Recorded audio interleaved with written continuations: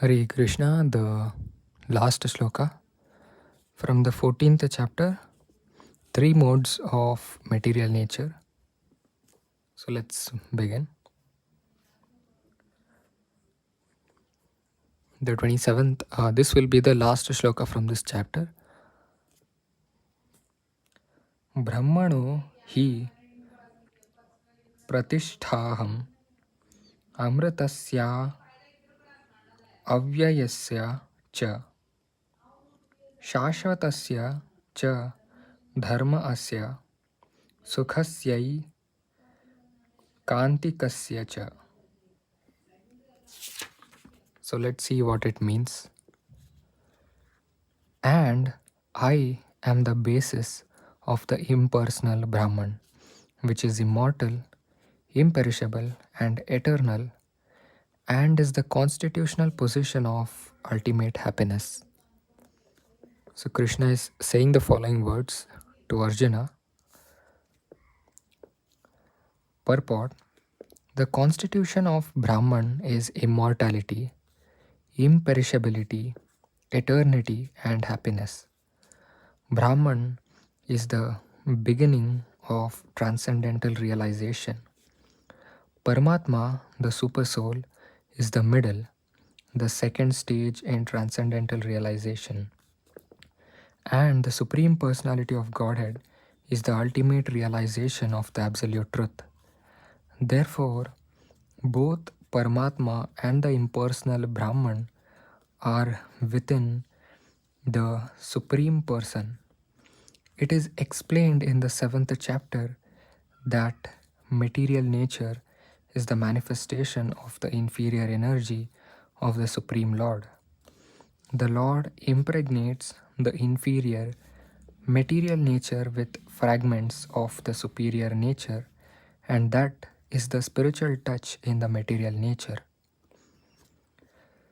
When a living entity, conditioned by his material nature, begins the cultivation of spiritual knowledge, he elevates himself from the position of material existence and gradually rises up to the Brahman conception of the Supreme. This attainment of the Brahman conception of life is the first stage in self realization. At this stage, the Brahman realized person is transcendental to the material position, but he is not actually perfect in Brahman realization. If he wants, he can continue to stay in the Brahman position and then gradually rise up to Paramatma realization and then to the realization of the Supreme Personality of Godhead. There are many examples of this in Vedic literature. The four Kumaras were situated first in the impersonal Brahman conception of truth, but then they gradually rose to the platform of devotional service. One who cannot elevate himself beyond the impersonal conception of Brahman runs the risk of falling down. In Srimad Bhagavatam, it is stated that although a person may rise to the stage of impersonal Brahman, without going further with no information of the Supreme Person, his intelligence is not perfectly clear. Therefore, in spite of being raised to the Brahman platform, there is the chance of falling down if one is not engaged in the devotional service of the Lord. In the Vedic language, it is also said, Raso vai saha rasam hya evayam labdhvanandi bhavati. I'm sorry if I have mispronounced any of the words, as I am still learning how to pronounce the English phonetics. So, what it means is that when one understands the personality of Godhead, the reservoir of pleasure, Krishna, he actually becomes transcendentally blissful.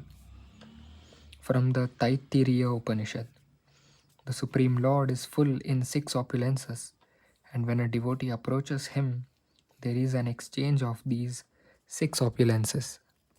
The servant of the king enjoys on an almost equal level with the king, and so eternal happiness, imperishable happiness, and eternal life accompany devotional service. Therefore, realization of Brahman or eternity or imperishability is included in devotional service. This is already possessed by a person who is engaged in devotional service. The living entity, although Brahman by nature, has the desire to lord it over the material world, and due to this he falls down. In his constitutional position, a living entity is above the three modes of material nature, but association with material nature entangles him in the different modes of material nature: goodness, passion, and the ignorance. Due to the association of these three modes, his desire to dominate the material world is there. By engagement in devotional service in full Krishna consciousness, he is immediately situated in the transcendental position, and his unlawful desire to control material nature is removed. Therefore, the process of devotional service, beginning with hearing, chanting, remembering, the prescribed 9 methods for realizing devotional service, should be practiced in the association of devotees. Gradually, by such association, by the influence of the spiritual master, one's material desire to dominate is removed, and one becomes firmly situated in the Lord's transcendental loving service. This method is prescribed from the 22nd to the last verse of this chapter. Devotional service to the Lord is very simple.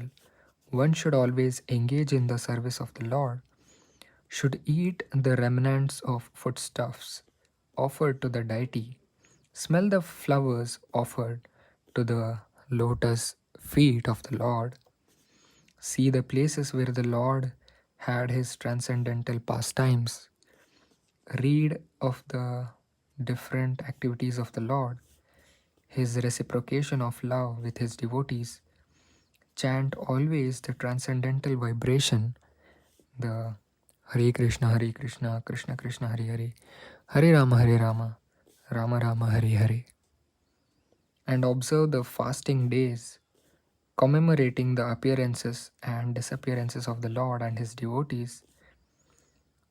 By following such a process, one becomes completely detached from all material activities. One who can thus situate himself in the Brahma Jyoti or the different varieties of the Brahman conception is equal to the Supreme Personality of Godhead in quality. Thus, the Bhaktivedanta purports to the 14th chapter of the Srimad Bhagavad Gita in the matter of the three modes of material nature. So until the next shloka, keep chanting Hare Krishna.